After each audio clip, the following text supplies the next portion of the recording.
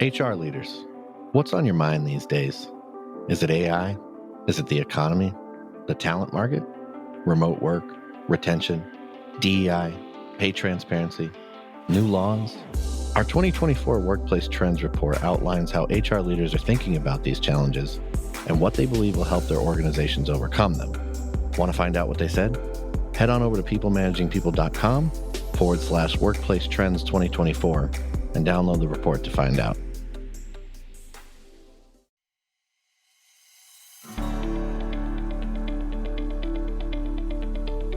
Imagine a workplace where people can learn, grow, and develop as much as they want to. I don't know about you, but to me, that sounds pretty amazing. And according to my guest today, that's the definition of a learning culture. Welcome to the People Managing People podcast. We're on a mission to build a better world of work and to help you create happy, healthy, and productive workplaces. I'm your host, Becca Banyard.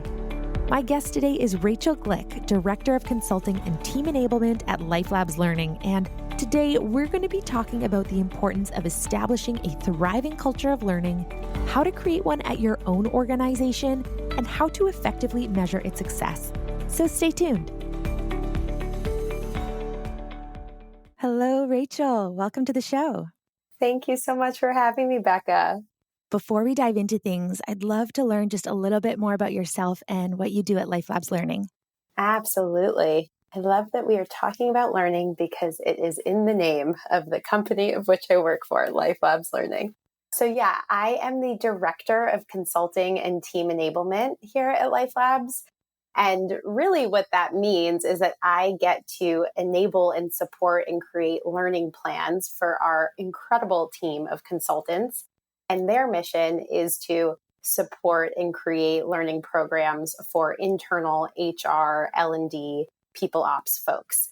So it's a really fun, might I say, meta opportunity in my role of lots of learning, really being the practice lab of what we, promote and recommend internally as well. Sounds like so much fun. Such a cool role. So we're going to jump into things. Let's start off with some basics. Can you tell me what a culture of learning is and why it's important? I love it. Very cool. So a culture of learning is essentially what we study at LifeLabs. So we really roll up our sleeves and do a lot of research on what do learning cultures look like? What are those best practices? And we translate all of that into our workshops where we really teach, at this point, I think over 400,000 folks, over 2,000 companies on really what creates that culture, what differentiates a good culture of learning and engagement from a world-class culture. So when we think about what does a learning culture mean, what it boils down to is that the workplace is a place where people can learn, grow, and develop as much as they want to at work. So that is the framing of which I think we can begin to dive in. Amazing. So I'd love to hear actually just what a culture of learning looks like at LifeLabs Learning. So cool. So as I mentioned, we are the practice lab of what we do in many ways. And what I would say is that learning is really at the core of what we do. And in many ways, I always think of we should be the top consumers of our product, if you will, internally. So I get really excited about being able to walk the talk around learning. What I'd say this looks like at LifeLabs, there's a couple of branches. Number one is really enabling every individual employee that they are the pilot, if you will, when it comes to their learning. So they are the ones who have all of the autonomy in the world to learn as much as they want to. And LifeLabs really positions ourselves as the co-pilot. So we will provide the resources, the encouragement, the accountability, the foundational training, and then it is yours to run with. And I think that balance of giving some structure, but also promoting a lot of creativity is really what helps us do this well. So in practice, this looks like a lot of fun things. We have individual development plans for everybody at the company, which I can speak to in greater detail. We have learning days that are 4 days exclusively for learning, growth, and development, as well as learning funds that you can use. We embed learning into our weekly schedule. So they're like weekly opportunities for learning. We actually have every single employee has 5% of their role is dedicated to learning outside of their primary role. So this could be doing something like what we call the expertise track, which is if you want to become a subject matter expert on something, you can use 5% of your time directly to that. So those are a couple of ways in which we do it internally. That's so cool. I'm curious how you manage people's learning and business outcomes and kind of how those intersect. How do you make sure that your staff, their training is aligned with your goals as a business? I love this question. So, what you're speaking to is what we actually call high leverage development or high leverage growth. And really, what that is like the sweet spot or the intersection of skills and interests that somebody wants to grow in that aligns with some of the highest areas that might impact the business. So, we often promote and encourage high leverage development. It doesn't have to be. We want to, again, create that autonomy. But that is really where it becomes most mutually beneficial to the individual and to the business. And what's really great about okay, so how do I understand what that high leverage development looks like? We want to provide people with the opportunities to better understand what the business needs are, what our strategies are each quarter, the things that we're focusing on. We make all of that really public and accessible and transparent. So then it can really get the wheel spinning on, ooh, that excites me. I want to grow and develop there, so on and so forth. I'd love to just go back to something you said a moment ago about creating learning plans. And I'd love to just dive into that a little bit more. Can you tell me what this looks like at LifeLabs? Yeah, absolutely. So learning plans or individual development plans are really a structured way to think about how I do want to learn and grow, because that can feel really big and sometimes intimidating, which might even avoid us from taking that first step to really be deliberate. So, what we focus on is creating a deliberately developmental organization through our learning plans. And what I'll speak to is this strategy really avoids some of those common pitfalls or mistakes we see with learning plans. Some of those can be like, we focus on too many skills at once, right? We get excited, we want to do it all. Or we switch focus too often. We don't actually really master that level of expertise before we're looking to learn the new next thing. I'd also say sometimes folks focus on the wrong skills, to your point of high leverage development. How do we make sure we have guideposts for the skills that will be most beneficial to the individual? Sometimes people set it and forget it as well. So they'll be like, yep, I got the plan, but there's no accountability systems in place.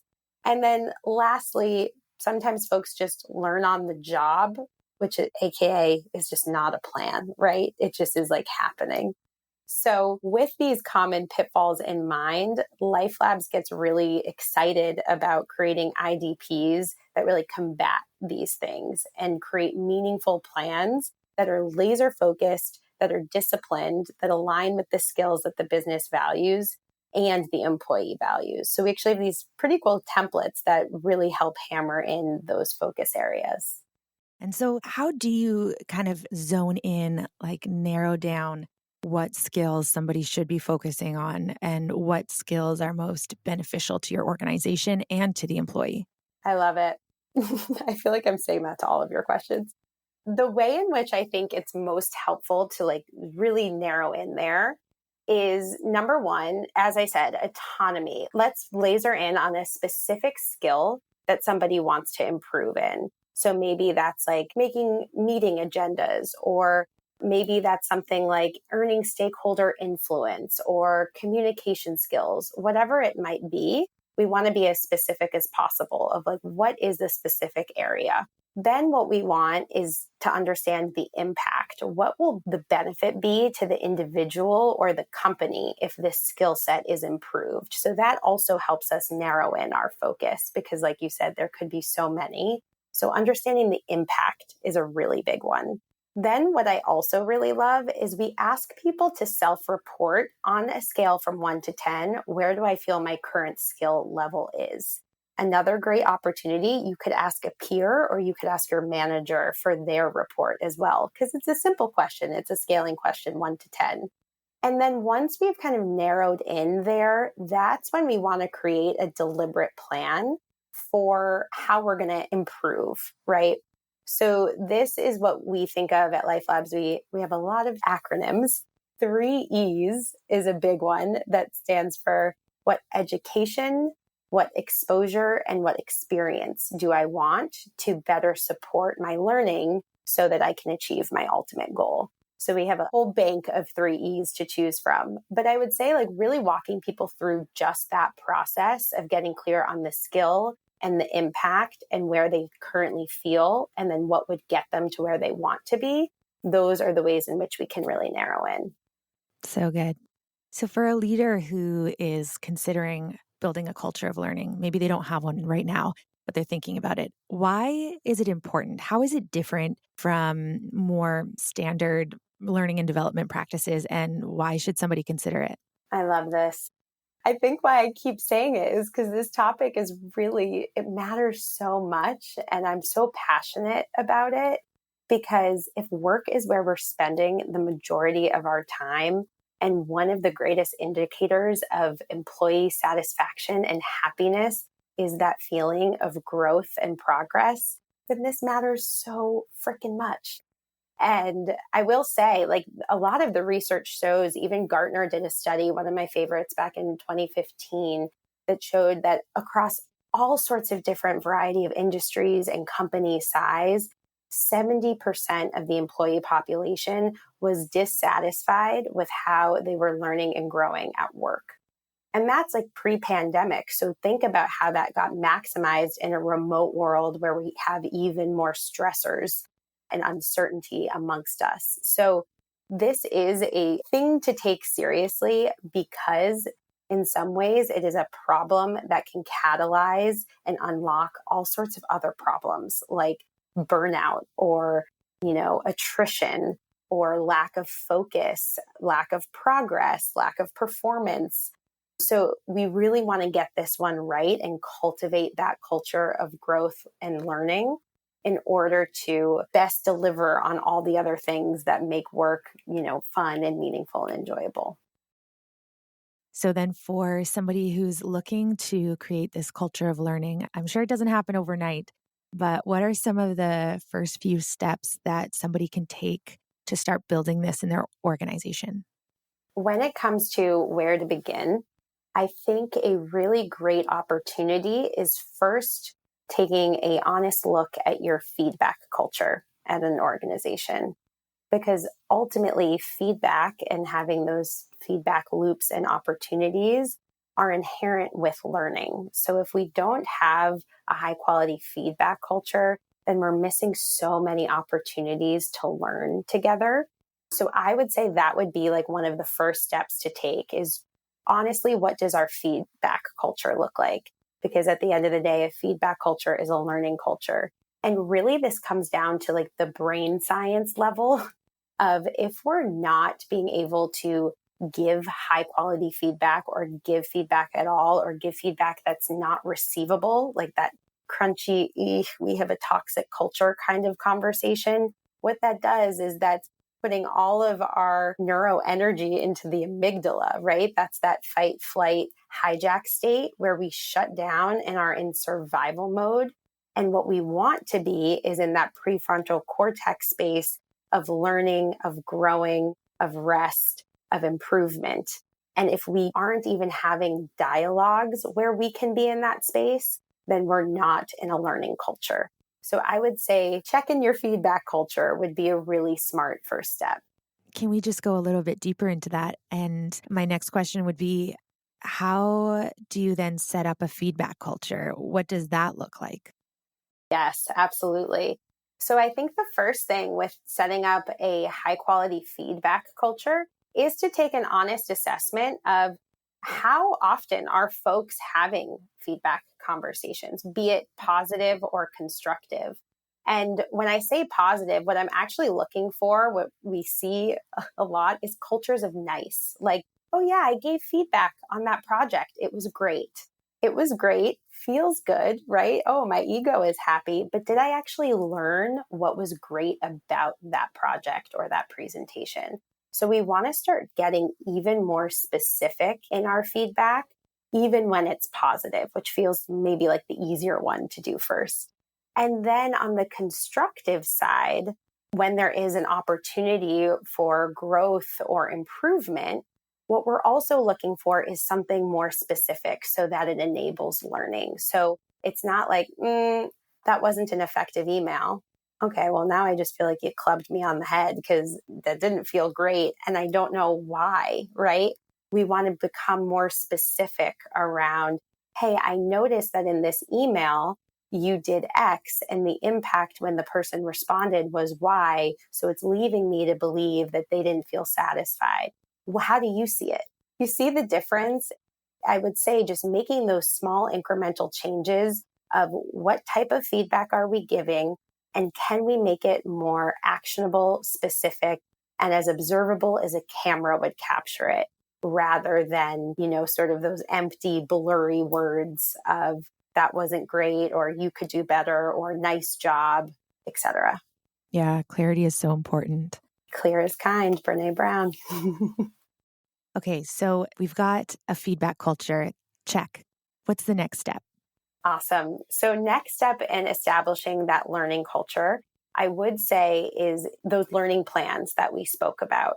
Having a templated type of opportunity where we can, as an org, commit to on a quarterly basis, we're all going to be doing IDPs. So when you create that org-wide commitment and you have a high quality resource for people, those two things combined will absolutely catalyze creating that learning culture because now we're all holding each other accountable to doing our IDPs or creating learning plans. So I would say that that is a really great next step. And from there, as I spoke about those 3 E's, so being able to create spaces and opportunities for your employees to learn, having some type of bank, a 3 E's bank, if you will, would be a really great step number 3. And just to clarify what I mean by 3 E's, so it's education, exposure, and experience. So when we're thinking about learning, education refers to acquiring new information. So might I listen to a podcast or read a book or take a course, something like that nature for learning in the developmental area that I'd like. Exposure refers to learning from someone else. So this could be something like a mentorship program or a listening tour or having a coach of some kind or an apprenticeship, if you will. And then lastly, experience refers to learning by doing. So this is really the rolling up our sleeves and signing up for that project that we feel like maybe we don't have the prior experience, but we will learn by doing the thing in an experiential way. So I would say that being able to generate that sort of vernacular of 3 E's, choosing from the 3 E's bank will help catalyze learning. And then it is up to the employee what they want to grab onto and how far they want to take it. Those are some great parameters and guideposts for how to create that learning culture. So good. I love that piece of experience. I haven't heard people talk about that part of it before, but I think that's so good because for people who learn on the job, learn through doing, that's such an important option. It totally is. And it's actually making me think what we were talking about earlier of just learning on the job in and of itself isn't necessarily a learning plan, but you can pull in aspects of it as a part of your learning plan. So then you're actually feeling like your job is deliberately connected to your growth. And that kind of making that bridge is often so available to us, but goes so unnoticed. And when you can do it, you immediately start to feel more progress in your day. Yeah, wow. I love it. I'm just curious about this culture of learning, how we can ensure that when we are building it out, we're being inclusive, that it's accessible to all employees and that no one's left behind and that we're meeting people where they're at. Really appreciate this aspect Because I would say a learning environment is a feedbackful environment, which must also be an inclusive environment. So in many ways, these are all synonymous with each other. So I really appreciate you highlighting that. And to your point of accessibility, I think one of the best ways to make your learning culture inclusive is to make sure that everyone has visibility on the opportunities for learning. So even something like creating an L&D calendar that is visible in a centralized place, be it digital or be it in the physical walls of your organization, is a really great way to ensure that everybody is informed of the learning opportunities available to them. So that is number one, even like something as physical as an artifact like a calendar. But also number two, encouraging your influencers or your leaders or your role models to also be spreading the word as well. So it's one thing to have it accessible. It's another thing to have promoters that are able to reach the whole organization. So that would just be like even a 10%er you could do tomorrow is, hey, does everybody know about the opportunities that we're hosting? Let's make sure that that is visible, accessible, and transparent. Awesome. Thanks for sharing. Okay, so we've been working on building out a culture of learning, but how can leaders be sure that they've achieved a culture of learning and that it's actually successful? What metrics can we track? What are some signs that it's working? Everyone's into ROI. We got to have the ROI for learning, right? Of course we do. Great question. I would say there are a couple of ways of which we could measure success for any learning initiative or learning culture.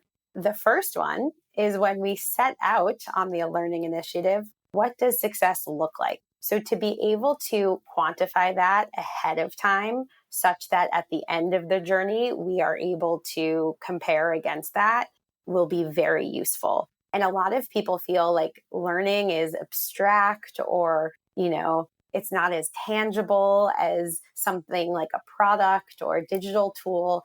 So we sometimes skip that step, but it's actually very important. And so what success could look like is quite varied, but some common things that I see are we doing engagement surveys? And do we have questions like, at work, I am learning as much as I want to? And again, that framing of as much as I want to is definitely important because we want people to be autonomous in the drivers of their learning and growth and development. So being able to know what your benchmark is and then run some initiatives to enhance your learning culture and then take a post-test would be really helpful. Another thing too is a lot of folks actually use HR escalations as a metric because like I said before, feedback is synonymous with a learning culture. If you're getting a lot of things escalated or reported to HR about difficult conversations or a lack of direct feedback because they're instead escalating it, if you can then run some initiatives to build your learning culture, you're actually seeing those feedback conversations are happening, then you're seeing a reduction in HR escalation. So that can also be a really useful tool. And then there's other things like I would say, like behavioral assessments, if you will. Like you could do a manager 180 if you're doing a manager training. You could be asking them, their direct reports, what does their behavior look like as a manager pre-training and then post-training, and see what those results look like as well. But above all, I would say the best way to measure success of your learning culture is to always link it to an existing initiative that other stakeholders care about, because this will get them far more bought into the whole idea of establishing a learning culture if we feel like it could tie to other existing priorities within the business. So those are just a few ideas around measuring ROI on that. Amazing. Thanks for sharing that. I'm curious what that last part that you mentioned about tying to initiatives and goals of the company, what kind of an example of that would look like. So an example of what tying your learning culture initiatives to existing priorities could look like. So a great example is a lot of folks think that what they have to do is show their execs or their stakeholders how this learning will lead to more revenue for the business, because that always seems like top of mind for our execs, right? But even more deliberate and creative way to show how your learning culture could support the bottom line of the business is actually to address margin. So for example, you could say that rather than investing X amount of dollars into our hiring initiatives and the cost of hiring somebody and then onboarding somebody and then training somebody and then having them equipped and ready to go to be fully competent and capable in the role, which is X number of dollars, I'm going to save you. I'm going to use half of that money and say, actually, we shouldn't go higher. We should instead invest those funds in our existing workforce, do certain learning skill ups, do certain trainings, create a mentorship program, XYZ, whatever learning culture initiative you want, and then show the enhancement in the performance from there. It's actually you're spending less on your existing group, which is better. That's helping your margin rather than it meaning that hiring these people will lead to X revenue. Does that make sense? Totally. Yeah. Thanks for sharing. That's like a secret weapon hack of how can we support from that angle rather than revenue. So we're about to wrap things up, but I have a couple questions that I ask all my guests. I'd love to hear your input. So the first question is, and I think you've kind of potentially already answered it, but maybe not. We'll see. What do you think is the number one thing that keeps employees happy in the workplace? This is a good one. If I had to come up with one thing, it's going to be another LifeLabs Learning acronym because it encompasses many things. So I'm cheating just a little. But the one thing that I believe in, and also our research shows that really the brain craves at work to be happy, like you said, is what we call CAMPS. And what CAMPS stands for are the drivers of that joy and engagement at work. So I'll break it down for you. C stands for certainty. So how clear do I feel of what's expected of me at work? Do I trust the organization? Do I feel trusted by the organization is certainty. A is autonomy. So how satisfied do I feel with my decision-making authority or the direction that I'm given at work? Because we want to feel like we can fully express and be ourselves with autonomy, right? M is one of my favorites, meaning. So how much do I feel that the work that I am doing creates meaning or purpose for the team, for the company, or for like the greater world, really? And then P is progress. So this is a huge one, a big indicator that research shows of employee satisfaction and happiness is like, do I feel like I'm making incremental steps every single day? And that's where those learning plans are so great because we're helping people track what is it that you want and what are those steps to help you get there. And then lastly, the S, another very big one in my book, is social inclusion. So this is around like my connection to my team, to the things that I want to be a part of at work. And this particularly in a remote world is very, very important. So I know that was many things, but if you just think about it as camps, that is truly the culmination of what I believe is the key to happiness at work. I love that you cheated and brought in so many because it's so good. Okay, so last question is, as a leader yourself, what do you personally need to be successful? This is a beautiful question. If I were to think fast, not hard, so just maybe more of the thing that is top of mind, I think for me, it's a big sense of we are united to achieve things together, and we're having a lot of freaking fun while we're doing it. Like we got to be enjoying ourselves, or what's the point? To achieving together and having fun in the process. So good. Love it. Rachel, it has been such a pleasure, such an honor to have you on the show today. Thanks for joining. Thank you so much for having me. Really, I could nerd out on this all day with you. Really appreciate the time. If people want to get in touch with you or follow along with what you're doing at LifeLabs Learning, where should they go?